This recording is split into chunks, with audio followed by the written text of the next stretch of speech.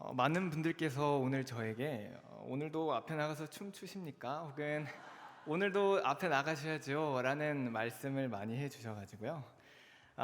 네. 하지만 오늘 저의 역할은 마가가 말하고 싶어 했던 예수님의 모습이 어떠한지와 또 우리 앞에 있는 이 성탄을 어떤 마음으로 준비하고 보내는지 말씀을 통해서 나누는 역할이 저의 역할이라서 혹시 기대하셨다면 그 기대감을 설교에 대한 집중과 관심으로 돌려주시면 정말로 감사하겠습니다. 하나님의 나라와 회개의 복음을 전파하신 예수님께서 이제는 그분의 놀라운 기적을 베풀기 시작하셨습니다. 1장 중반부부터 병자들과 귀신 들린 자들을 내쫓으시는, 고치시고 내쫓는 사역을 시작하셨는데요. 오늘 본문인 2장에서도 한 중풍병자를 고치시는 예수님의 모습이 기록되어 있습니다. 그런데 사실 오늘 본문에 나타난 이 모습은 일반적인 입장에서 보기에는 매우 황당한 일이었습니다. 이런 장면은 그 어느 곳에서도 볼 수 없는 일이었습니다. 그만큼 그 사람들의 절박함이 묻어나는 모습이기도 했고, 그만큼 또 기발하고 황당한 일이 틀림없었습니다. 중풍병에 걸린 사람이 낫기를 원했던 적어도 4명 이상의 사람들은 마음을 모아 그를 예수님께로 데려가고자 했습니다. 그에게로만 가면 병을 고칠 수 있다는 확신 때문에 그들은 4사람이 매어 환자를 데리고 예수님께 왔던 것입니다. 그런데 많은 인파로 예수님께 나아갈 수 없게 되었습니다. 하지만 그들은 포기하지 않고 아주 기발한 방법을 생각해내서 예수님께 그 환자를 내려보내기로 했습니다.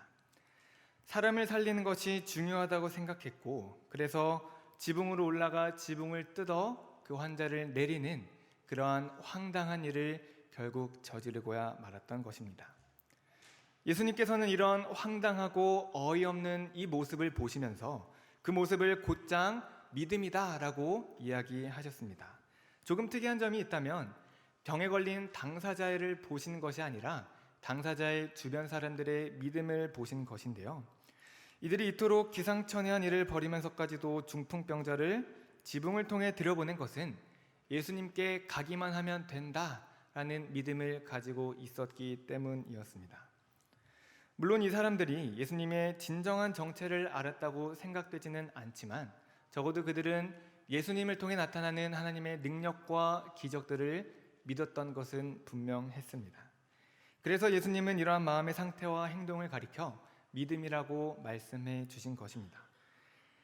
수많은 이들을 당혹스럽게 할 만한 지붕 뜯음의 사건이 있고 나서 이제 모든 사람들의 집중은 예수님께 쏠리게 되었습니다. 그들은 예수님이 손을 얹어주시거나 예수님이 축복 기도를 해주시거나 예수님의 그 사람의 손을 잡아주심으로써 병이 낫는 것을 기대했을지도 모릅니다.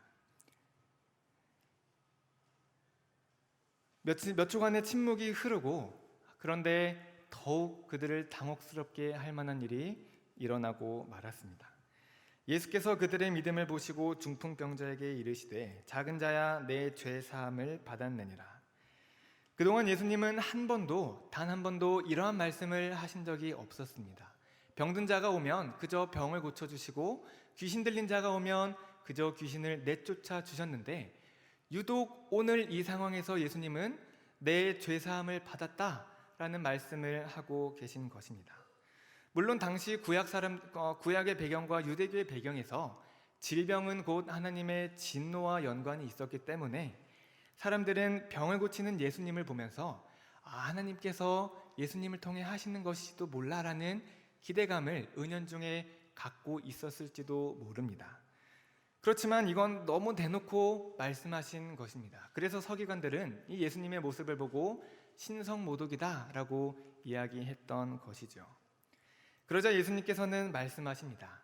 죄사함과 병고침 중에 무엇이 쉬운 말이겠느냐? 여러분은 죄사함과 병고침 중에 어떤 말이 더 쉽게 느껴지나요? 무슨 말을 더 하기 쉽게 들리냐는 말입니다. 병고침일까요? 적어도 예수님은 그런 의미로 말씀하신 것 같지는 않습니다. 또 우리가 일상적으로 경험하기에도 죄사함이 오히려 역설적으로 더 쉬운 말입니다. 왜냐하면 병고침이라고 하는 것은 즉각적으로 눈에 드러나는, 눈에 보이는 증거가 필요한데, 죄사함이라고 하는 것은 눈에 드러나는 그렇다 할 판단 기준과 근거가 애매하기 때문입니다. 그렇게 보면 예수님께서는 쉬운 말씀인 죄사함을 먼저 말씀하셨습니다. 서기관에게 질문을 마치시고 나서 예수님께서는 어려운 말, 곧 내 상을 들고 일어나라, 즉 병고침을 받았다는 증거를 보여라 라는 말씀을 하시고, 그 말씀이 끝나기가 무섭게 병자가 일어나 나갔습니다. 여기에서 사용된 예수님의 화법은 더더구나 화법이라고 이야기할 수 있을 것 같아요. 봐라, 상을 들고 일어나 가라는 어려운 말도 나는 능히 행할 수 있는 사람이다. 그렇다면 쉬운 말은 더더구나 가능하지 않겠느냐, 이러한 표현을 예수님께서 사용하신 것이죠. 말씀을 듣는 도중 지붕이 뜯겨나가고 그 지붕에서 환자가 내려오는 기이한 일을 경험했던 사람들에게 예수님의 이러한 말씀은 더욱 그들을 당혹스럽게 했습니다. 그래서 마가는 그들이 다 놀라며 우리가 이런 일을 도무지 보지 못하였다 라고 하며 그들의 혼란스러운 모습을 기록하고 있습니다. 오늘 본문을 본 영국의 한 신학자는 집 지붕에 뚫린 구멍은 그분이 사람들의 삶의 방식 전체에 뚫고 계신 구멍에 비하면 아무것도 아니었다라고 이야기하기도 합니다. 우리의 죄를 용서하시고 하나님과의 화해를 이루어 주시기 위해 예수님께서는 이제부터 그분의 사역을 행하실 것입니다. 앞으로 예수님이 보여주시는 믿기지 않는 정말 기상천외한 일들과 그 마지막에 있는 십자가의 사건은 인류 역사상 가장 중요하고 위대한 사건이라고 말해도 과언이 아닐 것입니다. 그 일을 하시기 위해 2000년 전 예수님께서 이 땅에 오셨습니다.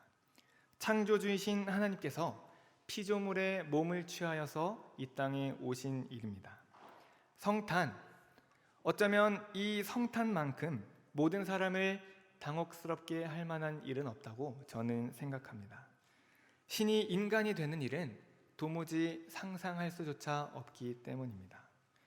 그래서 기독교와 철학의 이 많은 오래된 역사 가운데서 예수님이 인간의 몸을 입고 이 땅에 오신 일을 부정하고 받아들이지 않는 사람들과 이 위대한 사건을 어떻게 해서든 설명하고자 했던 사람들 간의 논쟁이 많았던 이유가 바로 그러한 점 때문입니다. 물론 우리는 성육신과 부활, 구원과 여러 가지 성경에 기록된 것들을 믿기 때문에 이해할 수 있지만, 그렇기 때문에 우리는 어쩌면 성경을 그저 당연한 책으로 읽고 있는지도 모릅니다. 우리 신앙에서 자연스럽게 여기고 당연하게 알고 또 여겨왔던 그 많은 일들을 한 번쯤은, 딱 한 번쯤은 그 일들이 어색하고 맞지 않고 당연하지 않은 것처럼 여기고 한번 읽어본다면, 우리가 자주 또 쉽게 말하는 하나님의 은혜, 하나님의 사랑, 구원, 성탄, 부활, 이 모든 말들이 또 다른 의미로 우리에게 다가오지 않을까, 또 다른 가치를 우리에게 전해주지 않을까 하는 생각이 듭니다.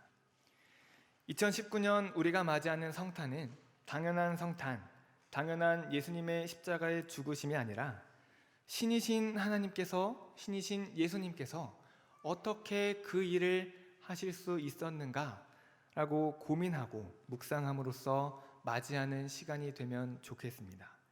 그리고 오늘 우리가 드리는 모든 찬양과 경배의 시간이 우리를 죄로부터 자유케 하시기 위해 모든 인류를 당혹스럽게 할 만한 방법으로 우리에게 찾아오신 우리 구주 예수님만을 높이는 그런 시간이 되면 좋겠습니다. 그러한 경애와 감사와 기쁨이 우리가 준비하고 맞이하는 성탄 예배와 또 우리가 발표하는 성탄 발표 가운데에 풍성이 넘치기를 주님의 이름으로 축원합니다. 기도하겠습니다.